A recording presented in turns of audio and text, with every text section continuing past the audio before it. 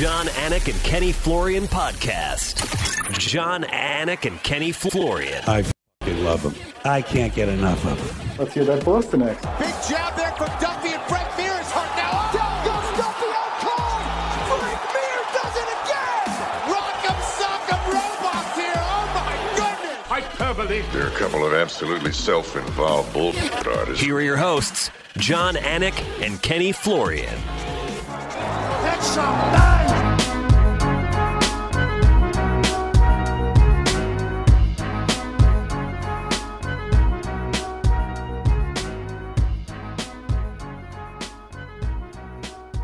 You know, Ken Flo is one of the toughest guys I know.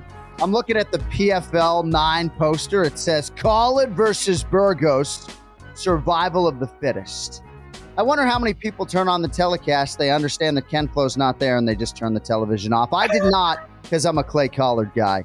But I'm glad you're feeling better. Monday, August 28th, 2023, episode 432 of the Anik and Florian podcast.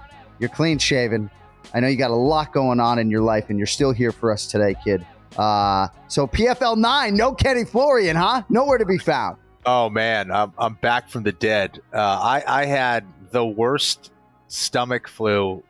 I've never had anything like that. Like, the pain that I had in my stomach, I was like, this is not normal. I would just like sleep for 2 hours, be up for 2 hours. Like, I just did that for like probably 48 hours straight. And it messed me up, dude. It messed me up. I couldn't eat anything. I didn't even want to smell anything. And I just remember just telling myself, like, sip water, just keep having some water in you, because I was getting dehydrated. But anyways, yeah, I wasn't able to work on Wednesday night. Unfortunate, because it was an insane main event. But I guess these things happen sometimes. What would they do if you went down on fight night? What would they do? I mean, they'd have to bring someone in. Like, what? They would figure it out. You know, a lot of these guys fancy themselves play-by-play guys anyway, right? So I think they would figure it out. We're glad you're feeling better. I'd imagine when you're going through this, you're also thinking, hey, I just got out the other side. I'll look 37. You know, I look like I was born in 1986. My goodness. Well, it's good to see you, and it's good to be back in everybody's collective lives. Thank you for checking us out on the DraftKings Network or the DraftKings YouTube channel. On the audio side, we appreciate you, right? Is it not about time that I acknowledge the people who only listen and don't watch this show? But we wouldn't mind if you watched it as well, because I do think it's a better take. I spent like fucking $3,000 on this mosaic sign. You might as well fucking look at it, right? So I was in Las Vegas. I just got off a red eye. Going to be lots of cussing today. Just got off a red eye. Had a hard time sleeping. They keep those planes freezing. I mean, anyone who knows me knows I run hot. I'm a sweaty guy. But man, these planes are so freezing, and they can't wait to tell you how few blankets they have, as in 0, on the entire aircraft. It's brutal, dude. Yeah, so we didn't sleep much. But I got to say, I got this American Airlines concierge key business all of a sudden, you know, within the last couple weeks. It's like, or months, I guess I should say. It's like they're top tier. So I'm traveling with my twin brother. And the guys boarding the plane, you know, they stick a hand in his chest and upgrade him to first class every goddamn time. That's awesome. Both Damn, legs. dude. Yeah. So wasn't all bad. You know, had a little recreational time in Las Vegas, which I don't usually have. But we have a very exciting project coming. Can't tell you about it, but I did get to see my guy Dominic Cruz, who will be joining us later in the week alongside the Penn State legendary wrestler Roman Bravo Young. Today we got Ray Longo coming up. We also got BRIAN PETRIE as we make selections for Cyril Gane and Sergey Spivak. So Ray Longo had his hip replaced a few days ago. Yes. And I don't know if he's being particularly tough about it. I absolutely love the guy. I called him, and he took my call, which I was very thankful for. But he said, left the hospital 4 hours after surgery, but this is way rougher than I thought. Thanks for checking in. Also, I'm good to go with the podcast. LOL, the show must go on. He loves the Anik and Florian podcast. He's coming up here in about 23 minutes. What a beast. But we're glad Ray is out the other side. And hopefully, I haven't talked to him in about 48 hours, so hopefully he's doing better. But with respect to your guy, Clay Collard, we're going to lead the dance with Max Blessed Holloway. He wins the UFC main event in Singapore over the Korean zombie Chan Sung Jung. Comes at 23 seconds around 3, Ken Flo. Knockout. Shades of Derek Brunson right against Robert Whittaker back in the day. Suicide mission. No, that was a little bit different. But there were a lot of layers to this fight. You know, Max at his brilliant best for parts of this fight for sure. The Korean Zombie did land a couple of shots, but man, did he go for it in the final round of his UFC career and paid the price. Yeah, I think he had tried to be technical against someone like Max Holloway. He was trying to outbox Max Holloway. And while he was landing some decent shots here and there, I think the fact that, the footwork was holding him back, the experience of Max Holloway was holding him back. So he decided to change things up and just go into full Korean Zombie mode. And while he's extremely dangerous when he's doing that, he's also extremely vulnerable, especially when you have a great counter striker and sniper in Max Holloway.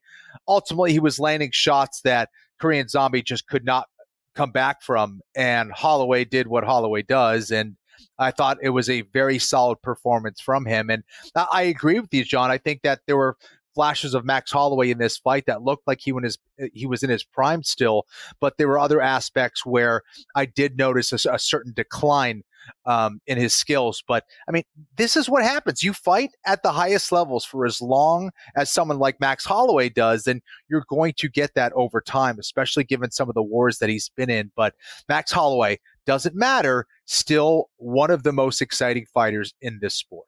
And still not that old, and still, I believe, has never been knocked down in a fight, right? I mean, the last time I started to say, what's it going to take to knock this guy down or out, I fell back and broke a chair. I was talking about Marvin Vettori, but what is it going to take, right, to knock Max Holloway down? But the Korean Zombie is certainly a big part of the story as well, Kenny.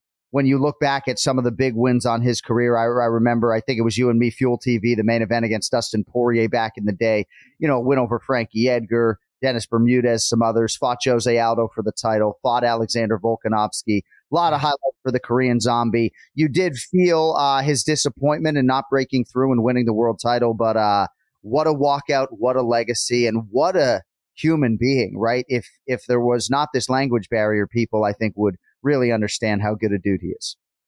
Well, there's something you can't question in guys like the Korean Zombie, and it's his heart. And how he was willing to put his body on the line to get a certain result and to deliver action and to be one of the most exciting fighters ever as well. That's what got people so excited about this fight. These are two legends going at it, guys that, have only delivered amazing fights over the course of their career. I think you're right. I've never heard a bad thing about the Korean Zombie from somebody.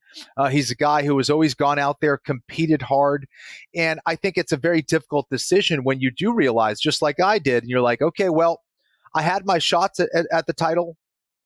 It's not going to happen at this stage of the game. That's what I want. That's what I wanted. And it's time to step away. And I think it's the time. It's the perfect time because Korean Zombie is so tough. He was only going to take way more damage if that fight continued and potentially, if his career continued. So I think he's calling it quits at the right time. And, it was a pleasure to watch him from the beginning of his career to where he was on the other night. Twister against Leonard Garcia in his UFC debut, I believe. Over under 7.5 UFC main events for the Korean Zombie. I'll take the over. 9 UFC main events, Kenny. All his fights were main events. Yeah. All of his fights were main events. And I'm sure he will be some sort of ambassador of some kind, either for the UFC or for mixed martial arts. But we congratulate the Korean Zombie on an outstanding career. Max Holloway adds to his Hall of Fame legacy, I believe his 21st UFC win. And you certainly think that he's going to retire top 5, if not top 3. What do you do with Max Holloway, Ken Flo? What do you do? I mean, it's been 4 or 5 years since anybody not named Alexander Volkanovski has beaten him. I think it was Dustin Poirier back in 2019. What do you do? I mean, Arnold Allen, Yair Rodriguez, you trot all these guys out there, Calvin Kattar. What do you do, Ken Flo? What the fuck do you do? Well, I guess there's always 155 pounds. That didn't necessarily go well for him when he fought Dustin Poirier at 155. However, I think over time he can maybe put on some mass to still be very effective and elite at 155 pounds. I don't know. He's in a tough spot because he's the guy who is kind of I don't want to say, the gatekeeper necessarily, but he's certainly that guy that's just before the champion, where if you're able to get by him, then, hey, you're probably going to get the next shot. So he's still elite. There's no question about that. He's not going to fight for a title anytime soon. So I think it's really just super fights ahead for him, right? Just finding the best fights that you could possibly make, maybe 145, 155. And that's all you can really do. You know you're going to get an exciting fight. You can make it a fight night main event anytime you want. You can put him on a pay-per-view anytime you want. But as far as being a champion in the sport, that's most likely not going to happen at this stage of the game. Now, had Aljamain Sterling beaten Sean O'Malley, that might have opened some different things up, right? You could have done a fight between Aljamain Sterling and Alexander Volkanovski. And by the way, Volkanovski had a healthy appetite for defending his belt against Aljamain Sterling, had Aljo vacated and moved up, not trying to become a simultaneous two-division champion, Sterling, right? Not trying to get in Merab's way, but to move up and face Alexander Volkanovski. Then Ilia Topuria, potentially Ilia Topuria could fight Max Holloway, but Topuria is undefeated and ready probably to fight Volkanovski for the title. So I would imagine that would be the fight. But had Sterling won, I mean, you could do Sterling Holloway, but now Aljo wants a rematch, and deservedly so. But I don't mind a Sterling Holloway fight if Aljo decides to, not stare death in the face cutting weight anymore. And I shouldn't say that, but Rogan called him one of the best weight cutters in the sport. I don't know. You're right about the big fights. But I guess I wouldn't put the championship as rear view as you do, only because there are just so many weird things that happen in this sport, short notice and otherwise, right? Is it out of the realm of possibility that Holloway make a couple $100,000, weighing in as a backup or something, right, for a Volkanovski fight? It is 3-0, right? It is 3-0, and it's not Alex Pereira, Israel Adesanya 3-0. It's 3-0 in the UFC, in mixed martial arts. But one of those fights, I don't know, man. I don't know. I'm not even suggesting that Volkanovski wouldn't be minus 400 or minus 500, but I just think you never know, right? Because he just keeps plucking these guys off. And in a long-winded way, I'll just say, Max Holloway was a minus 1,000 or so favorite this weekend. So he was supposed to beat a Twilight retiring Korean zombie. So featherweight rankings, other names out there, Brian T. City Ortega seems like he needs a fight. Josh Emmett seems to just want to be fighting all the time right now. I don't believe Josh Emmett has fought Max Holloway unless I'm mistaken.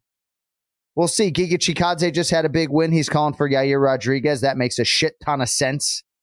It's a great division. We'll see what happens moving forward. We congratulate Max Holloway. All right, let us get to the co-main event, Ken Flo. So, Ken Flo, you have Ryan Spann minus 148. You probably felt like maybe he had done enough potentially to win this fight. It was a close fight, boiled down to round 3, I think, in the opinion of most. It goes to Anthony Lionheart-Smith by split decision. Your thoughts on the co-main event in Singapore?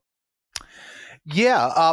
For you, first off, I think this was a good performance from Anthony Smith. I think that this was a much more inspired Anthony Smith. I think he fought hard. He didn't show a lot of the weaknesses he showed in his last fight. I thought he was making proper adjustments. He seemed to be in tune for a lot of that fight. He did get hurt a few times in that fight as well, but he hung on it. He hung in there. Was able to survive some nasty flurries and things like that. I'm not sure he won that fight. I had Ryan Spann winning that fight. But I just don't think he did enough. Really, not a whole lot of either guy did a whole lot in round 3, but I did think that Spann was doing a bit more, landing just a little bit cleaner in some of those exchanges and kind of backing up Anthony Smith and kind of taking it to him in that regard. So, but it was close. But yeah. I don't know. I think for Spann, it's not going to happen for him in regards to making smart decisions in fights. And maybe perhaps that's a little harsh, but if I'm not seeing that at this stage of the game with all of his experience, then I don't know what to tell you. Because potential-wise, skill-wise, he's got it, man. He's got it. But some of the decisions he makes during a fight really screws himself. And I think that kind of did him in that Anthony Smith fight. I think it could have been perceived as an easier win for him than what he was doing, some of the decisions he would make. So, whether it's the guillotine, like he loves that guillotine, man. He'll go for the guillotine, you fall to his back.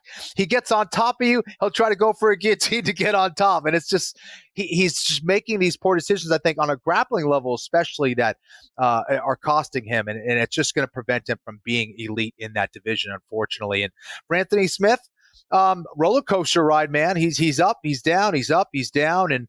But at the same time, just knowing Anthony, great guy, great analyst, to see him get this win over a tough Ryan Spann is cool. Yeah, I thought Anthony Lionheart Smith looked really good in pockets of this fight, came out with the Muay Thai stance. He listened to the Anik and Florian podcast. He heard what Ken Flo had to say as far as checking some of those leg kicks, offered up plenty of those on his own, and fought a really good first round, buckled down through the adversity in round 2. And then I thought in a close round 3 might have done enough, but I do think that you're right to sort of lean into the Spann side of things, because even Anthony Smith said during fight week, if I had this guy's physical gifts and some of these skills, I'd be a world champion. And far be it from me as the play-by-play guy to sit here and question a man's work ethic or what is the cause of the cardio abandonment, but you just have to be better at this stage of the career. Like, I think if Saif Saud was here, he would probably suggest to you that Ryan Spann has underachieved a skosh. And so it was a big spot, a rematch that Anthony Smith gave him, co-main event scenario in Singapore. I mean, you got to be in the shape of your fucking life and be ready to go in round 3, right? This is a guy who's headlined, I believe, for the UFC once, if I'm not mistaken. I don't know, man. Like, he's got a lot of potential, but this may have been the night on which the championship window closed for Ryan Spann. Unfortunately, I don't know. I remember there was a time where, as a soccer player, as a young kid, because I had started. Oh, give me this. Yep. Give me this. Yep. I had started so early. I felt like I was ahead of a lot of kids from a skills perspective for a while.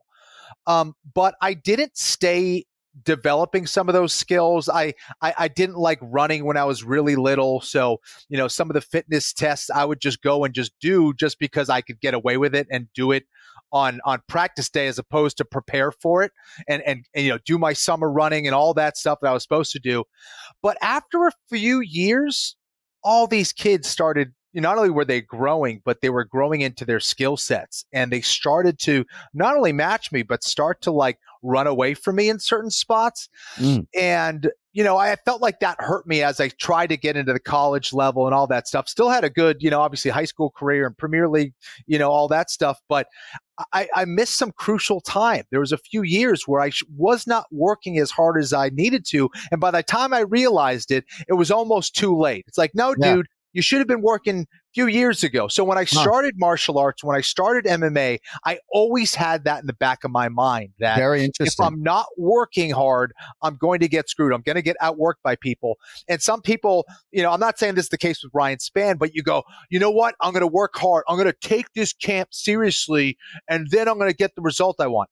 Does not work that way. Sometimes it takes 5 years of hard ass work for it to pay off. Yes. Right, in 6-7 years. So you just got to stay grinding all the time. And people are like, well, now I took this camp seriously. Let's see what happens. Doesn't happen for them. They get discouraged. Mentally it ruins them. All this stuff starts to compound and snowball. So anyways, doing work now, it's probably too late. And maybe it's working on your breathing too, and sort of some of the energy management in fight. We talk about the guillotine and things like this. But if you are watching us on the DraftKings network, like this is the kid right here, Kempo. You think this kid's going for an extra run?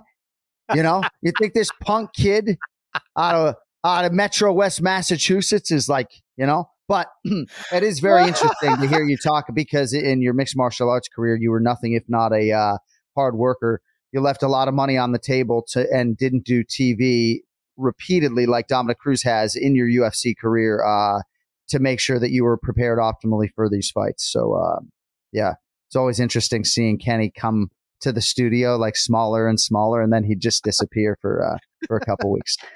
All right. So congratulations to Anthony Lionheart Smith. And how about him coming out instead of to his traditional walkout song to Real Motherfucking G's by Eazy-E.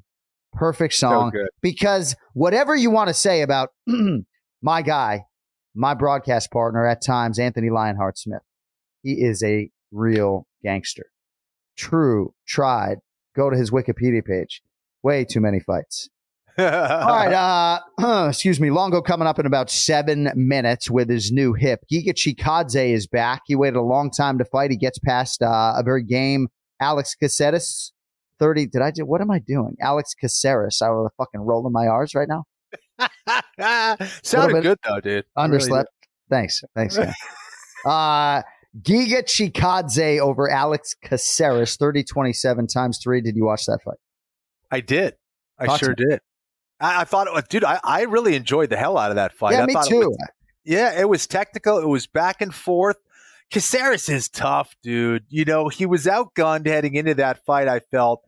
But I knew he was going to stick around and he was going to give himself the best possibility of success, of winning. He just didn't have that extra gear, right? And but I enjoyed it, man. It's super technical. Yeah, it's a good way to put it, that he didn't necessarily have that extra gear. And Giga's right back in the mix. He's just fun to watch and fun to watch on a microphone. And I just like his energy and just like the frame for the division. And we'll see what they do. I think the Yair Rodriguez fight makes a lot of sense. And Yair's going to want to rebuild after what happened against Volkanovski. Mm-hmm. All right, so the fight I watched this morning when I got off of this godforsaken red eye. By the way, I do believe the pilot took his eyes off of the runway when we landed in Miami this morning. Unless it's all automated at this point. Is that what happens? Man. But man, was that a rough land. It was kind of fun to watch my brother across the aisle not react particularly well. Was there a bounce? Oh, yeah. We were fucking bouncing, kid. All right. So Cody's telling me takeoff and landing are manual. The rest is autopilot. So, yes, he did take his eyes off of the runway. We won't hold it against him. All right, so Aaron Blanchfield over Tyler Santos. A lot of layers to this fight. Blanchfield takes it by unanimous decision. I thought it was an easy fight to score. Round 1, Santos. Rounds 2 and 3 for Aaron Blanchfield, who is a dog. And it's interesting because I find myself watching fights like this, thinking about people who don't like watching dominant grapplers. And even though she didn't get any takedowns, do you know what she would do to me on the ground? Do you have any idea? She'd break all your legs. Yeah, I mean, it'd just be right. But let's say she didn't even want to submit me. She just was like, hey, let's see if you can get up in, 25, 30 minutes. You're not getting up. No, my twin brother could even tap in. Neither one of us be able to get up, even with breaks. So what do you have for us on Aaron Blanchfield? Tyler Santos started well, but Aaron Blanchfield controlled and dictated the fight for most of the final 10 or so. I'm an Aaron Blanchfield fan, but there were a lot of people that thought Blanchfield was going to run away with this and make it look easy against Santos. I was not one of them. I remember saying, this is going to be a tough fight. I got Blanchfield. It's going to be a tough fight. Santos knows how to anti-grapple. She's lanky for the division. She knows how to stop takedowns now. I thought she landed some good shots in the clinch, but Blanchfield, she's a force. She did not stop coming forward. She was landing the shots necessary to make it competitive. She was getting in on, some of those clinch entries and things like that. Wasn't able to finish. I'm sure she's going to be, taking that back to her team and working on her takedowns, sharpening that aspect up, which she should, because she's so good on the ground. But I thought this was a great learning lesson for her against a tough Santos.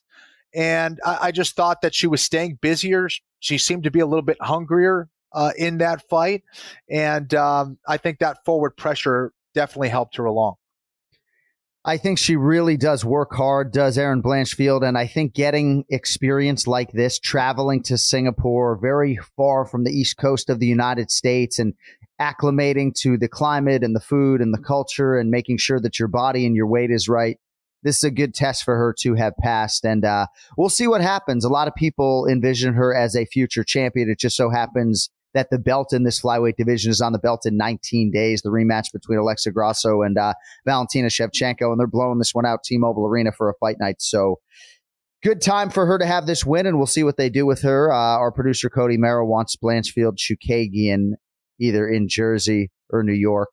I mean, that could certainly be a main event. And I do believe maybe you'll see one more fight out of Blanchfield. So much is going to sit with what happens in this second meeting between Alexa Grasso and Valentina Shevchenko. And obviously we have a huge fight coming up this weekend between Manon Fior and Rose Namajunas, and hopefully Petrie's not in the back room listening to me pronounce one of those fighters. Oh, he's Thug listening. Rose Namajunas is not the pronunciation of the week. All right, so I'm trying to buy tickets several months ago to the NBA's Eastern Conference Finals in Miami. Shopping a price, I settle on tickets, and then somebody else buys them. So this process sometimes is a hassle. It should not be a hassle. Introducing Game Time, the fast and easy way to buy tickets for all the sports, music, comedy, and theater near you. Killer deals on last-minute tickets, and with their best price guarantee, you can stop stressing over tickets and start getting hyped for the game or the UFC live event or anything else that floats your boat. The Game Time app, I was on there this morning. It is well laid out. You can buy last-minute tickets on there. I know a lot of people like to do that. Seat views, by the way, plus event cancellation protection. My man Dave Matthews got COVID last year. I was not covered. True story. Still haven't seen him live. Game Time has you covered, though, and the Game Time guarantee means you will always get the best price. If you find tickets in the same section and row for less, Game Time will credit you 110% of the difference. It's the fastest growing ticketing app in the country for a reason. So snag the tickets without the stress with Game Time. Download the Game Time app, create an account, and use code AFPOD for $20 off your first purchase. Terms apply. Again, create an account and redeem code AFPOD for $20 off. Download Game Time today. Last minute tickets, lowest price guaranteed. All right. With that, let us get to the man on the mend, the Ray Longo Minute. It's now time for the Ray Longo Minute. I want you to punch a hole in this fucking chest. That's what I want. The Ray Longo Minute. Starring Ray Longo. The John Anik and Kenny Florian podcast. Man, I'm not sure I've ever been happier to see you than I am today. Ray Longo in the flesh. How we doing? I think I was a lot better when I was drugged up, but this is rough, man. Holy shit. This is no fucking joke. Is it pain? Is it painful? Is it hard to walk? Are you able to walk at this stage, Ray? Well, I could do assisted walking with a walker. Right. And I could go up and down the stairs, but wow. Is it painful? It's just you're sore, man. I don't know. I mean, they sawed that bone in half. They cut your muscle. I don't know. It's that type of soreness. Pain, like the arthritis pain was pretty bad, I think. But right. I don't know. Maybe I ended up dealing with that. This is like you really can't move. You're incapacitated. You can't get your shoes on by yourself. It's one of those deals where I don't think they tell you. I mean, I think they pick up after like week 3 and say everything's great. But I don't know. To me, I thought it was going to be a piece of cake. You know what I mean? But I did leave the hospital 4 hours after surgery. I felt good leaving. And then I think the nerve block and everything started to wear off. I was like, holy shit, this is brutal. Man. Yeah. Well, yeah. Thankfully, you're built Ford tough. I talked to you about 48 hours ago. How are you now compared to 48 hours ago? I think it's incrementally, it's getting better. It is. I only had that surgery Thursday. Right. So, but we'll see. I just got up, so we'll see how it feels. So Chris Weidman is on the mend as well, and if my sources are accurate, he had the nerve to get you on his "Won't Back Down" show like several hours out of surgery. Is that right? Within 24 hours, I did the podcast for him. Oh man, I think he wanted me to drug myself up and come on. He's funny, man, but. I figured what he went through, this is nothing compared to that. So whatever. It was funny. And I think it was a good podcast, and I was totally coherent, but I do think, I never was on like, Dilaudid or, OxyContin before. I never took that shit. So I think it does amp you up. Like, you know what I mean? Like I came out of that anesthesia, Kenny, I must have had 20 phone calls. I'll be there. I'm coming over there. I'm doing that, And I'm saying I was coherent, but you felt you were a little euphoric, I think. Right. And then when the shit wears off and you can't get out of bed, it's one of those helpless things, I think, and you have to be careful because you don't want your hip popping out again. That's the problem. I think if they told me no matter what I did, that hip is in there, like, it's a bionic hip, I think I'd be booking. So it's the being cautious, not want to have to go through anything like this again for that. I think that's the confusing. That's the tricky part to me. You know what I mean? And plus, I'm not used to staying in the house for 24 hours a day. I'm losing. You're going crazy. You know what I mean? I'm promising guys I'm going to be at their fight before the surgery because I thought it was going to be a piece of cake. There's no way I'm making it.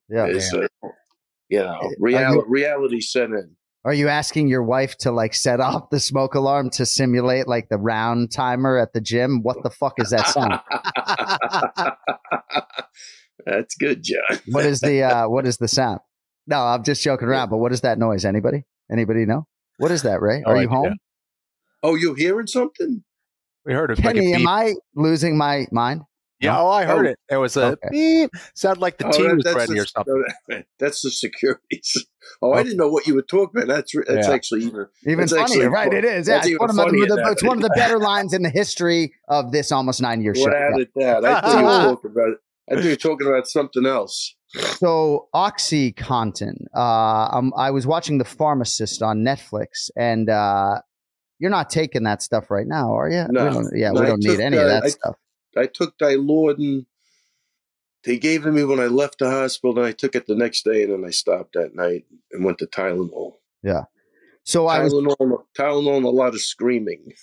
Oh, man. Well, I'm sorry. We're so happy to see you smile and laugh. I was with Frankie Edgar last night, and he had his hip similarly repaired, but I think shaved. I don't think it was. He had it resurfaced. Exactly. Yeah, I was way past that point. Okay. Yeah. So, but that worked swimmingly for him. Well, all right. Well, we very much look forward to next week.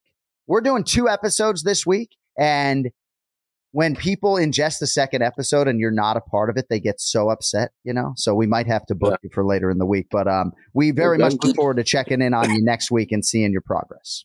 I'm good to go, man. I'm telling you right now, I'll be staring at the ceiling in about 10 minutes. All right. So I have several things I'd like to discuss with you. So Merab Dvalishvili suggesting that he'll fight Sugar Sean O'Malley for the title in December. Right. Aljo's not going to fight this year. Message me as such. Shouldn't, right? If anybody deserves an 18-month vacation, it's Aljamain Sterling. And it certainly looks like he's going to take it. Yeah, there's no doubt about it. He is funneling alcohol in Las Vegas as we speak. But Merab Dvalishvili, when he suggests, Kenny and Ray, that he will fight Sean O'Malley in December with one hand, there's no exaggeration there. He understands, right? Yeah, he had a very invasive surgery, moving bones into parts of his wrists. Nothing ideal about it. But if there's any fighter on the roster that would literally fight for the world title with one hand and not bat an eye, Ray, if I'm not mistaken, it's that little Georgian Merab. Yeah, well, I could tell you when the past couple of weeks when he's in the gym, you wouldn't even have known he had any surgery. Like there's no indication. I mean, he's sparring, he's jumping around. I don't know. If you didn't know he had a surgery, Kenny, you wouldn't know anything was wrong. So Jeez. I'm sure the doctor didn't tell him to do that, but he acted like nothing was wrong when I saw him. I mean, I have to say, Merab, you got to be careful, but that fell on deaf ears. Yeah. So it's interesting because Cheeto is a dear friend, and I consider Merab to be a dear friend, and Merab and I are particularly connected because of my relationship with Ray, right? But this is when the pure sports fan in me, Kenny, just feels a little bit, shortchanged if Marlon Cheeto Vera leapfrogs Merab and fights Sean O'Malley for the title, right? This is when you just crave that meritocracy, I would think, as an MMA fan. And there's no WWE comparison to be made, except that when you get to this championship level, entertainment and money and things like that just shouldn't be considered. Merab's the number one contender. He hasn't lost in half a decade or so, right? And I don't know, Kenny. I don't know what you have for us on that, but it does seem as though Sean O'Malley might be on this December date. Right. Well, it's why, Sean Strickland is getting the shot. It's why certain people who are at the right place at the right time, and you have injuries and they're able to slip in there, man, or the show must go on. And I think that with Merab's injury, Corey Sandhagen's injury for that matter as well, both those guys are out. And you have Cheeto Vera, who is done everything that the UFC has asked of him. He just, got that win there, looked great.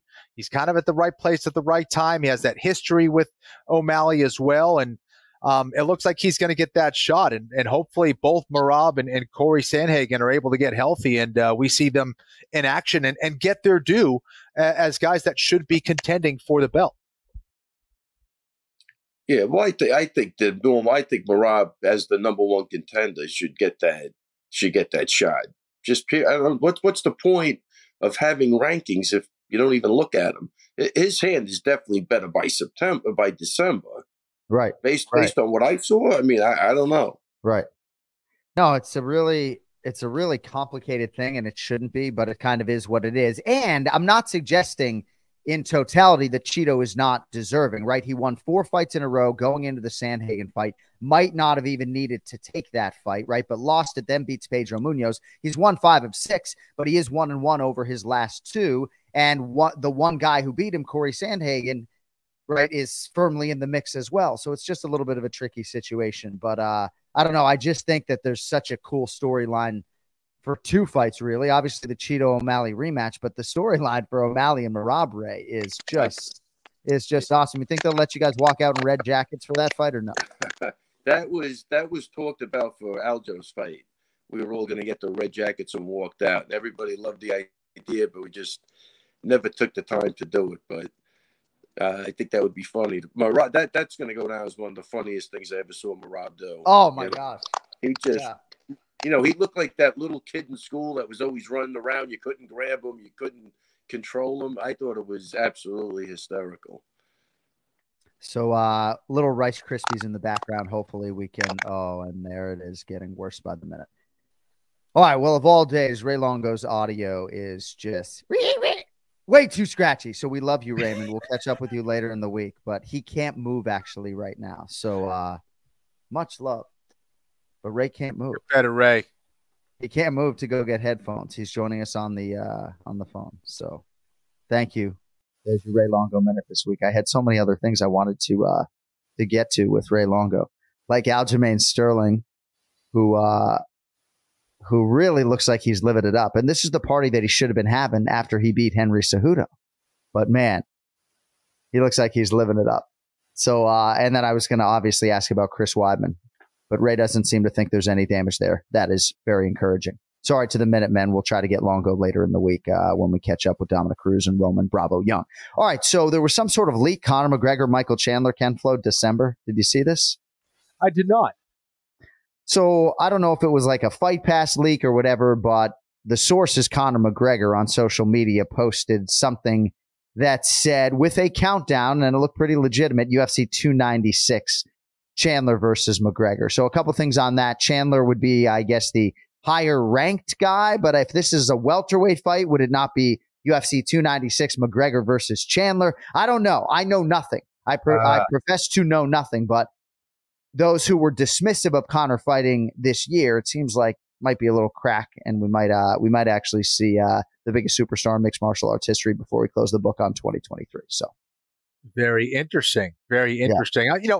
I'm curious again of like how often Conor has been training throughout this whole time. How 100% is he? How is that leg doing? Where's his motivation at? All that stuff. Because when Conor is motivated, when he's training hard, man, he still has the potential to beat anyone out there. But again, similar to what we were talking about before, if you're taking these long layoffs, only training when you have a fight, and a lot of it, again, has been because of those dang injuries, it's prevented him from getting that consistency with his training, with his development. I think what made Conor McGregor was his creativity, was the fact that he was far ahead of everybody in terms of, fight IQ and techniques and pushing it all forward. And, I want to see that back. I'd love to see that back from Conor McGregor.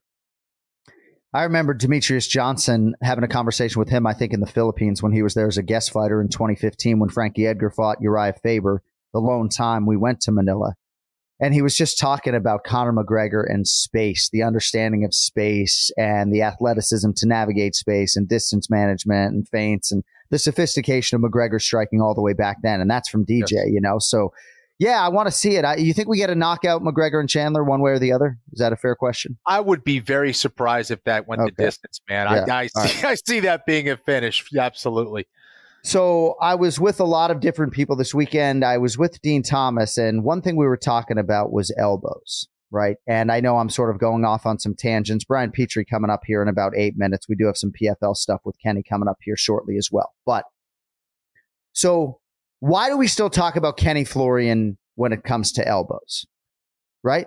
No. So I think this is a compliment, right? But it's actually an insult to the rest of the sport.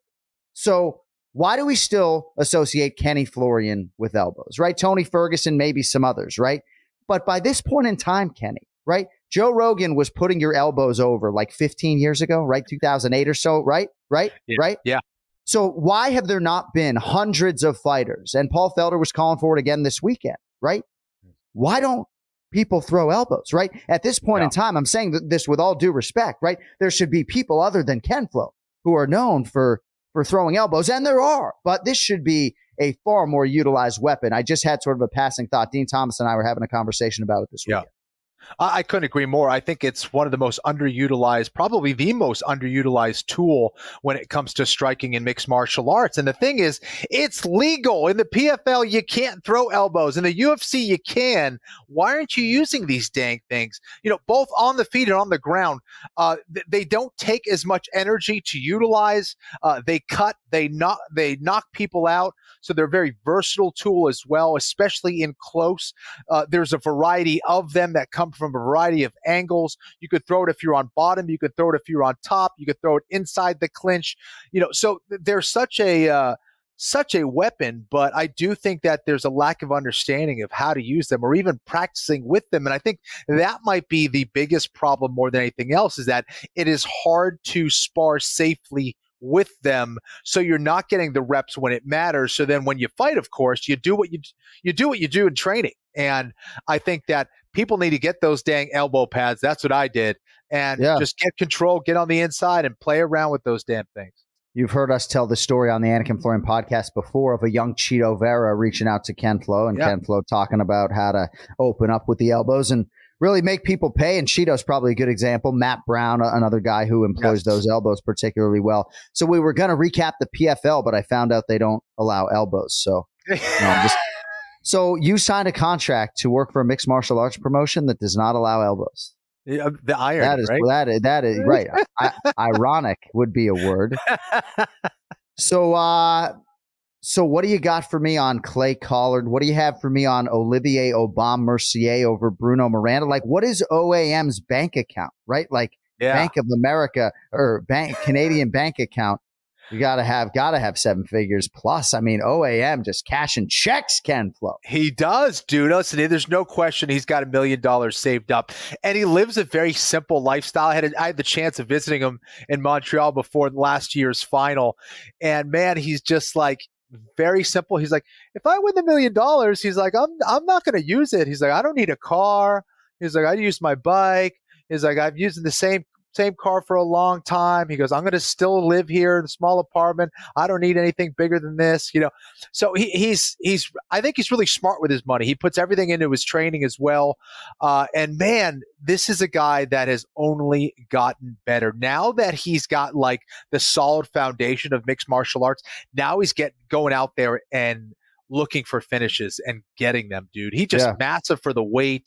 It's all coming together for OAM, dude. And, he's definitely going to be a favorite heading into there against Clay Collard, who I thought looked fantastic against Shane Burgos. They had definitely one of the front runners for fight of the year. It was back and forth, absolutely ridiculous. Collard's leg looked like it was compromised early in the fight. Didn't matter. He's like, oh, one leg, no problem. I'll hop around the cage and still find chin. And the dude's a savage, man. So is Burgos. It was a fantastic fight, but Clay Collard, man, just continues to impress. And he's got a tough challenge, though, in OAM.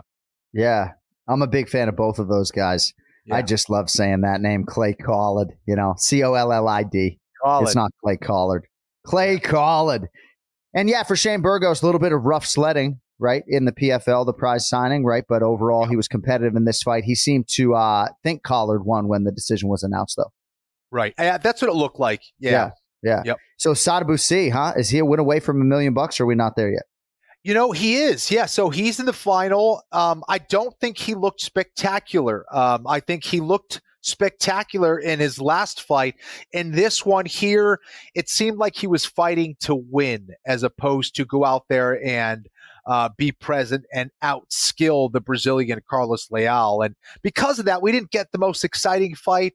Magomed Karamov right now, I think is going to be a problem for him just because of his ability to take you down and get controlling position. So Sadabusi still needs to deal with that. I still think we saw a weakness in his ground game. But what I was kind of most shocked by was the fact that he wasn't throwing as many of his weapons on the feet. He seemed a little timid, a little gun shy, and perhaps there's injuries there because that happens, of course, as well. But not Sadabu's best performance. Perhaps not Maga's best performance either, if I'm being honest. Looked a little gassed at times, but I think from a stylistic perspective, Magomed Karamov is looking pretty heading into the final. And what's looking pretty good on paper is these finals. Yeah. You got Conan's son, Josh Silveira, taking on Impa Kasanganay. That's probably the one I'm most focused on. Maybe Sadabusi was just holding back the weapons because he looks over the broadcast booth and, elbow guy's not there. All right, UFC spins it forward this weekend. We will have more on that coming up in about 60 seconds. And don't forget Dominic Cruz later in the week. But college football fans, are you ready for week 1 or what? DraftKings Sportsbook is hooking you up with a can't-miss offer to start the season strong. This week, new customers can bet just $5 on college football and score $200 in bonus bets instantly.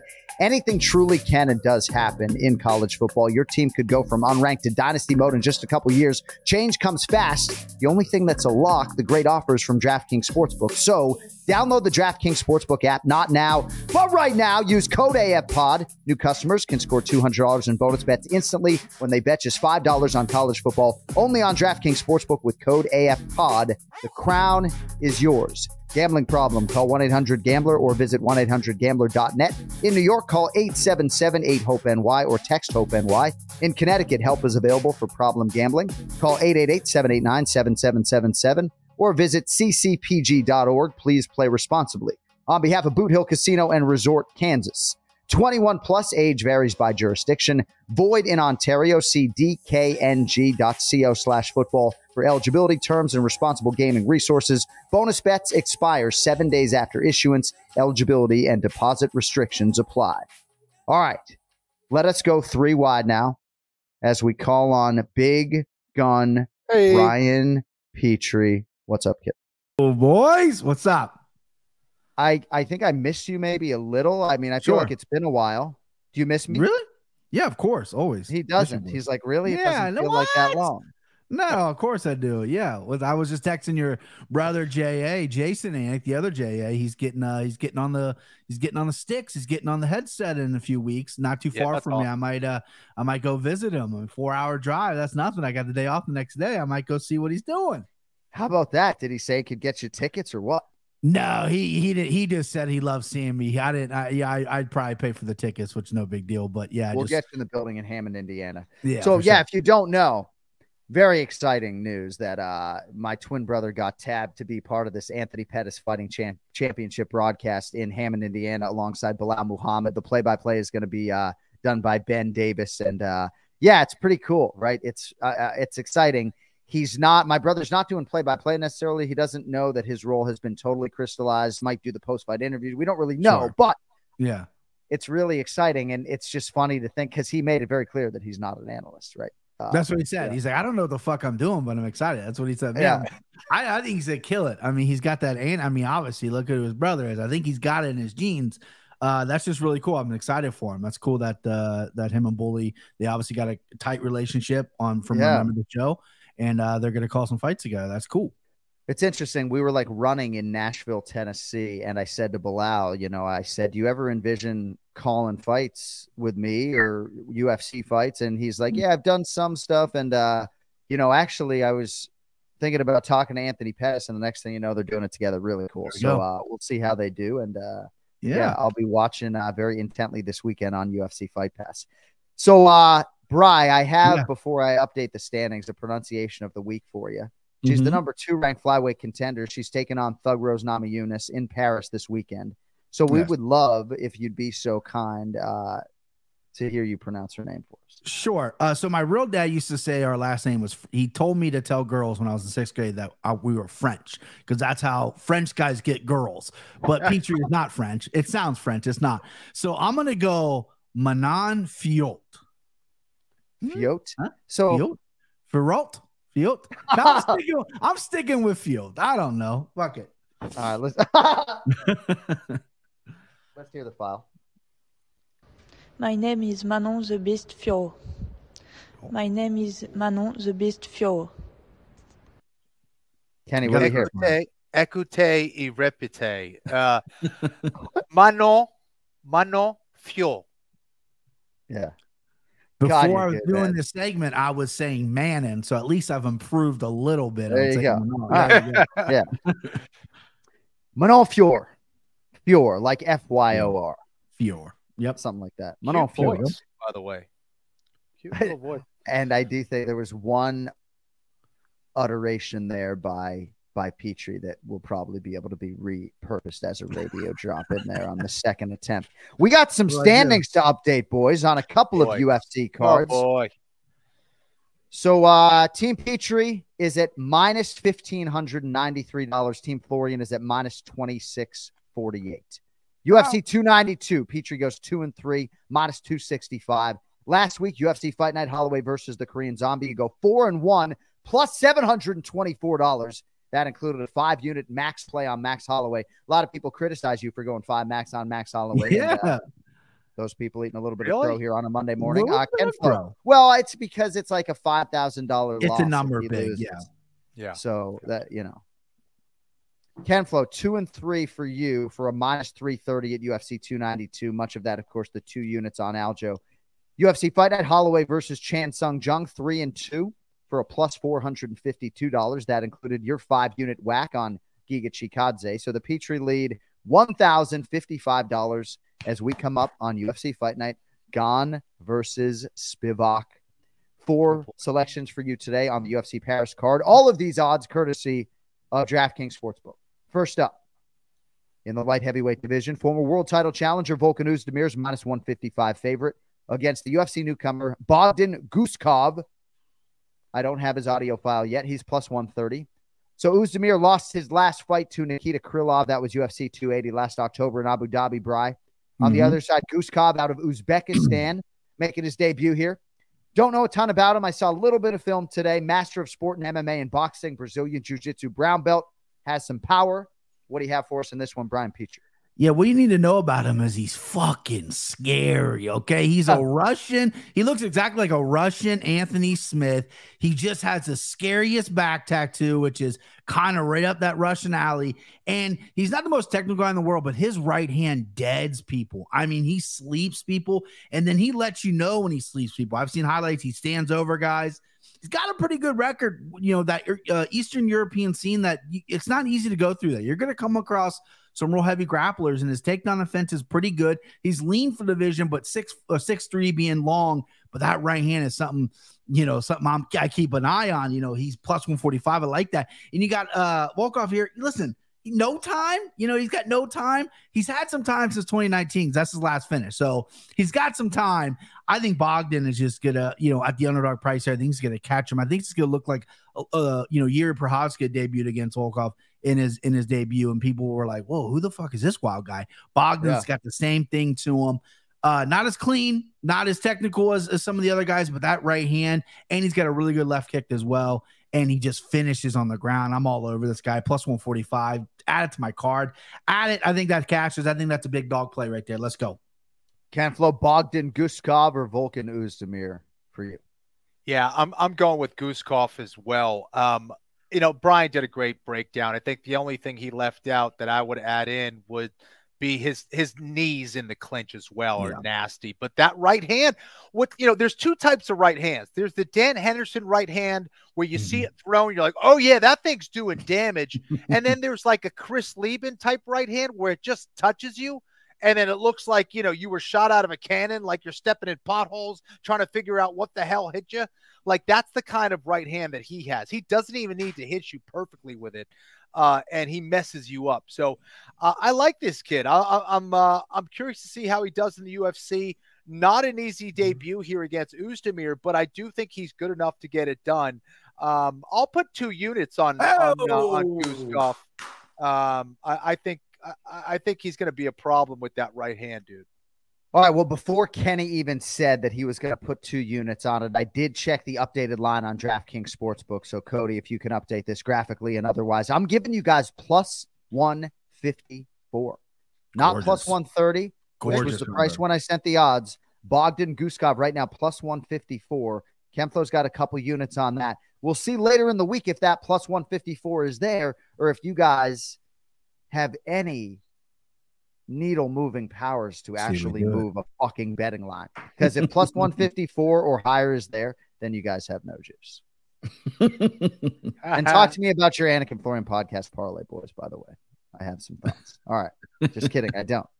All right. At lightweight, we're going to lead with Kenny Florian here, since he fought for the world title at 155 pounds. Benoit Saint-Denis, minus 135. Thiago Moises, plus 115. Saint-Denis is a monster, Kenny.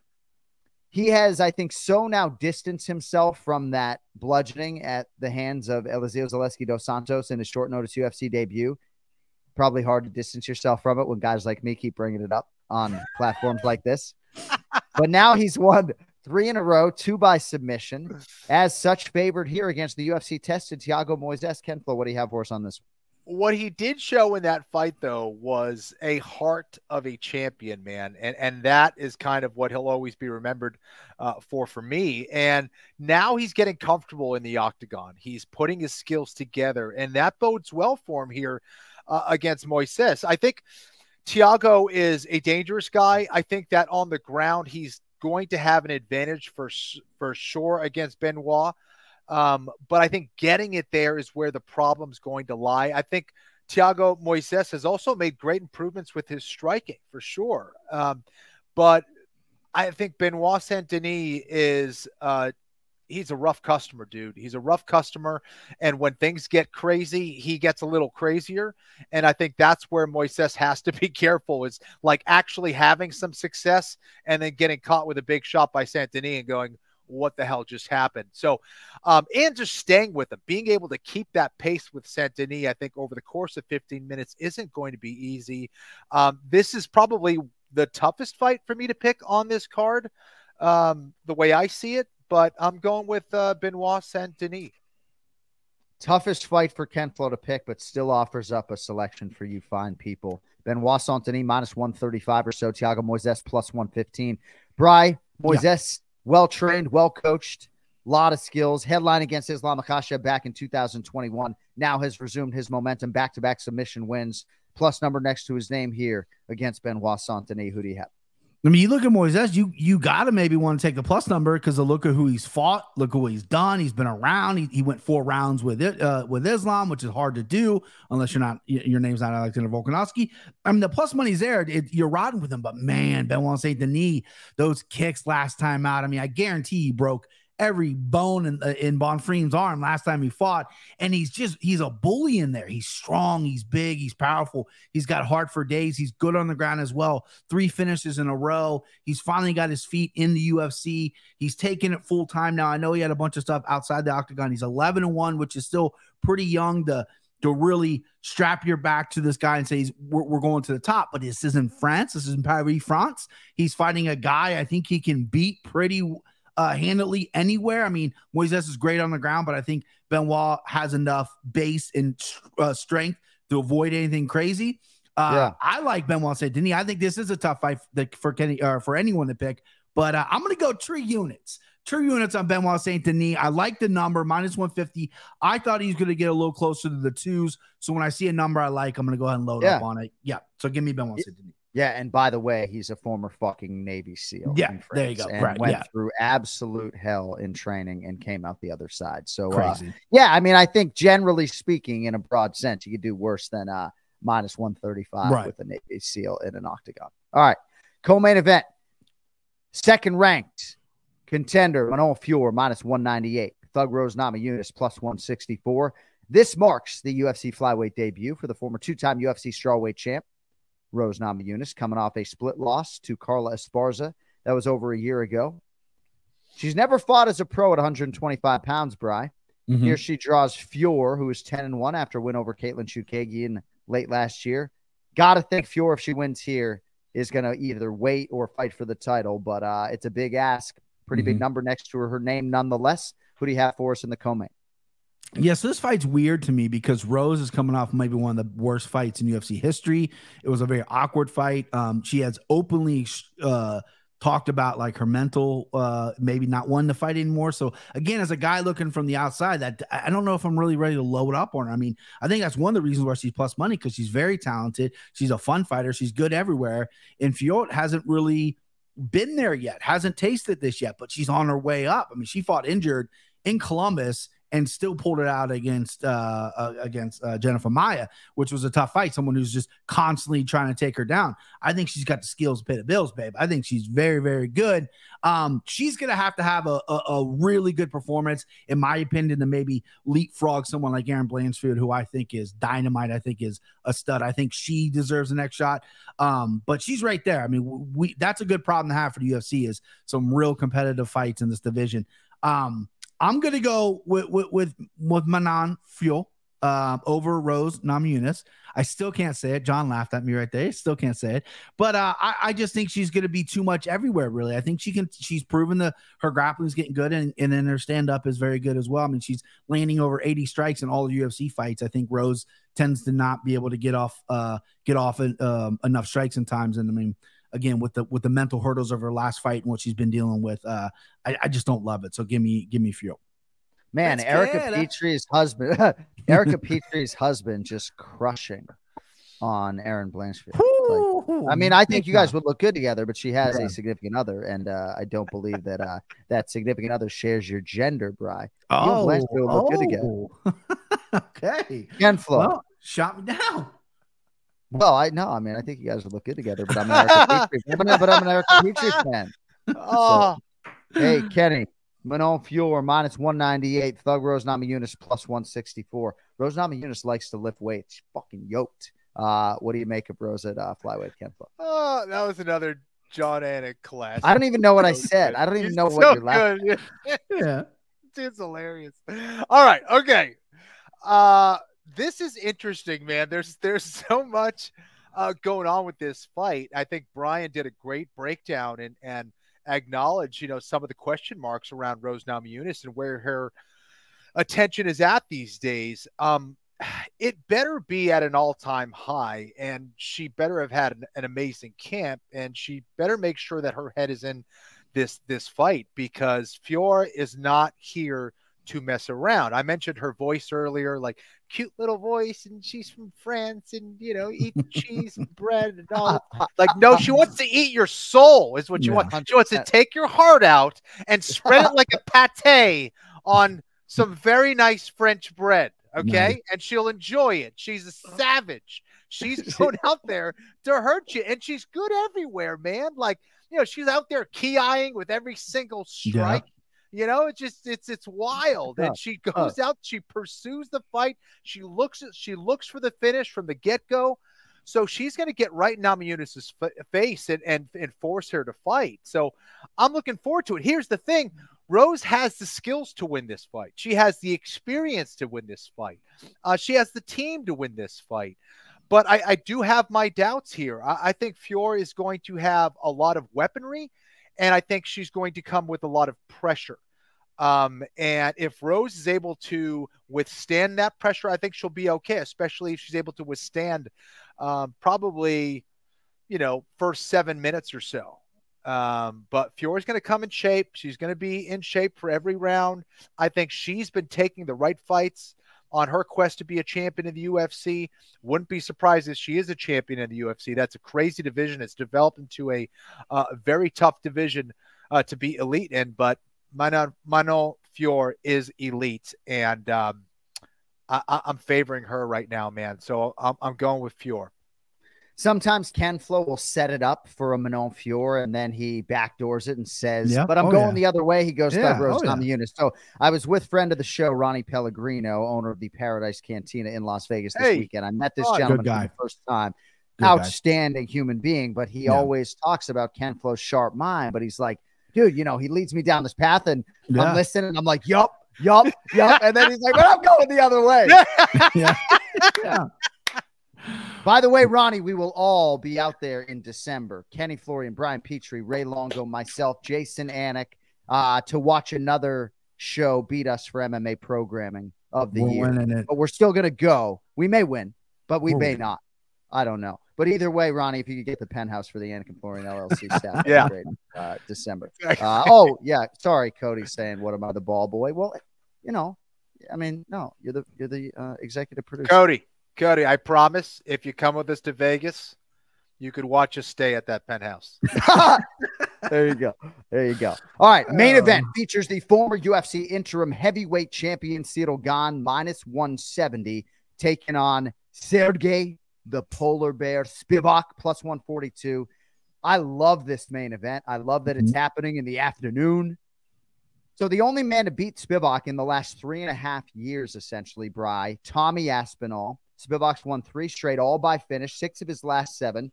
Made good on his first UFC main event in February against the Black Beast Derek Lewis. Now he draws Ciryl Gane. What do you think he does with the opportunity? I'm trying to figure this line out. I'm starting to smell a rat because Sergey Spivak should be the favorite considering the style he brings. Ciryl Gane got taken down 4 times by Francis, got taken down by John Jones, submitted.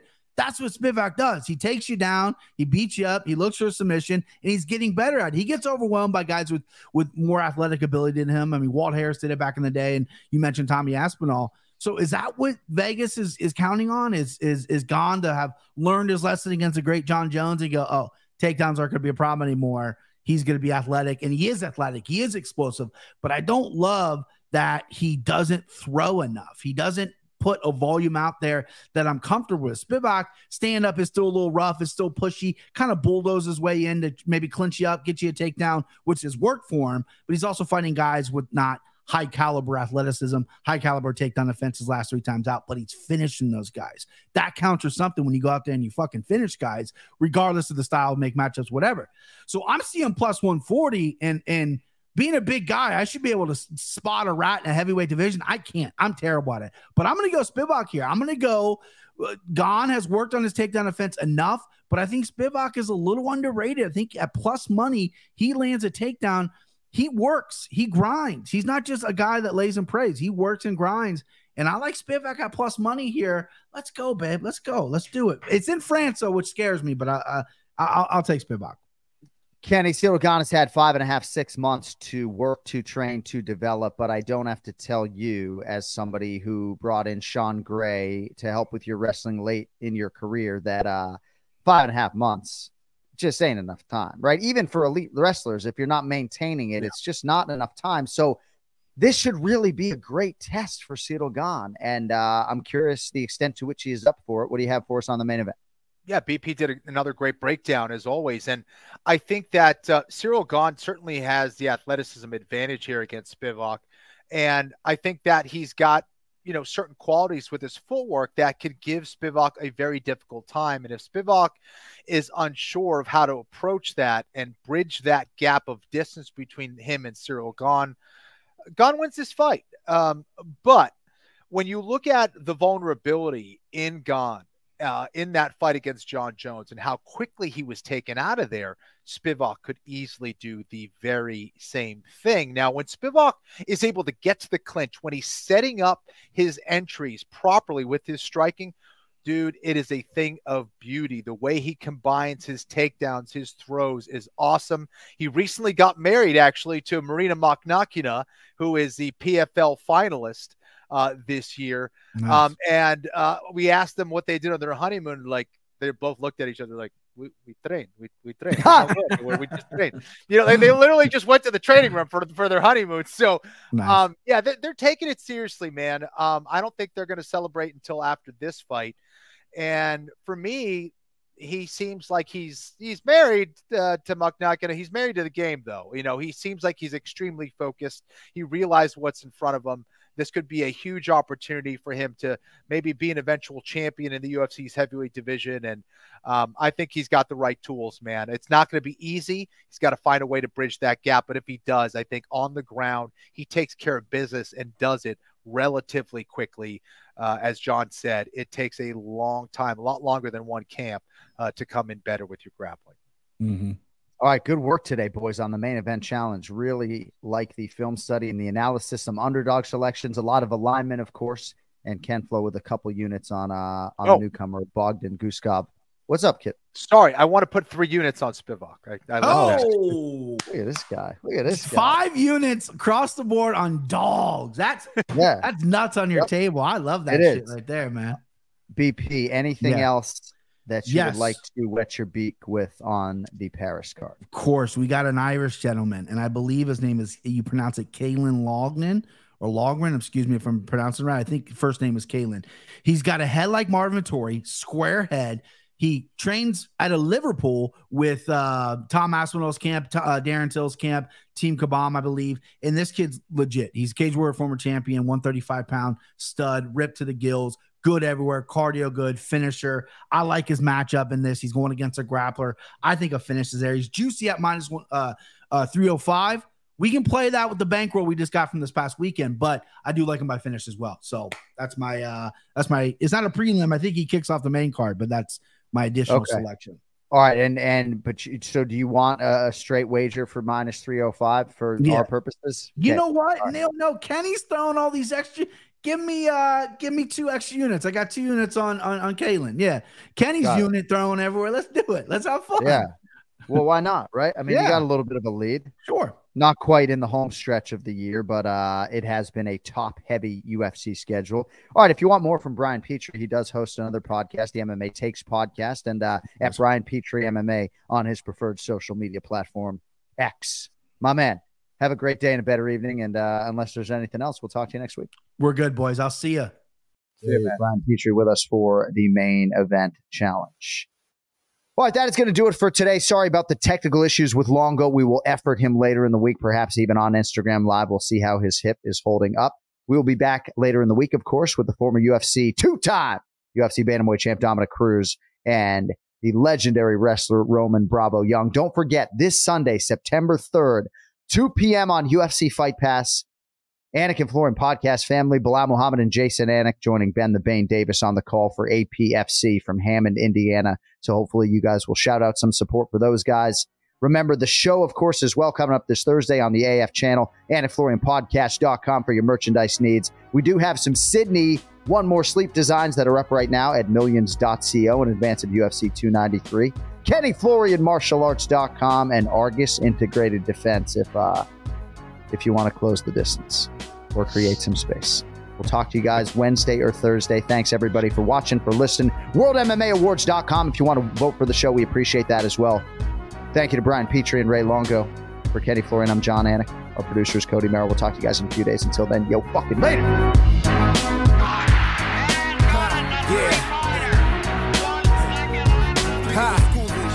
you sure we're not in the Boston Garden? Now every time I start a verse, I break at least 3 commandments. Kinda like Pluto, because I never planned it. I'm outlandish in the way they make Apaches look like they own ranches. It's the art of war. Your blood's the only color on the canvas. And I don't mean it like a thug sense of how you can get got. Fuck being gangsta, I'm hip-hop. You got it every time you walk in the label. The A&R's like nodded. Immune to your shit, cause I circle, dotted. Body heat is toxic. We got a beat, I don't gotta speak. Opposite start to think psychic lick, make the speakers speak. A leader sleep off their high horse, make an ass of their views. Your DJ must not know the alphabet, forgetting his cues. My favorite DJ got those and 6 extra L's to abuse. Esoteric John P. and I'm the new kid at school. I'm Raider Ellis, nice to meet you. Short busting my styles. Egocentric, ego tripping with frequent fly smiles. DJ wants to get at the bird. He gets at the bird. And Bird takes the shot.